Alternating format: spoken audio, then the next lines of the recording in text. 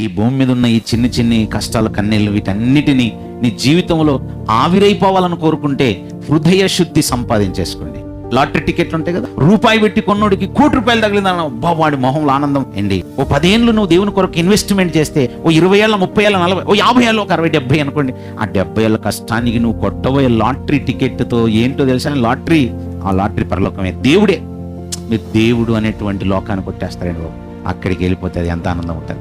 అసలు నీకు కాలమే తెలియదు. అసలు దేవుని సన్నిధిలో ఉంటే ఆనందమే, నిత్యము ఆనందమే. అయితే హృదయ శుద్ధి రావటం అంటే అర్థం ఏంటి తెలుసా? దైవత్వం నీకు వస్తే అప్పుడు కానీ నువ్వు దేవుని చూడలేవు. ఓకే, దేవుని చూడడం అనేది దైవత్వంతో ముడిపడి ఉందన్నమాట. నీవు దైవత్వమును సంపాదించుకోవటమే హృదయ శుద్ధిని సంపాదించుకోవటం. ఆ హృదయ శుద్ధి సంపాదించుకుంటే నీకు దైవత్వం వచ్చినట్టే. ఈ దైవత్వంతో నువ్వు దేవుణ్ణి చూడబోతున్నావు. హృదయ శుద్ధి గలవారు ధన్యులు, వాళ్ళు దేవుణ్ణి చూస్తారంటే నీవే ఆ హృదయ శుద్ధిని సంపాదిస్తే నీవే చూడబోతున్నావు.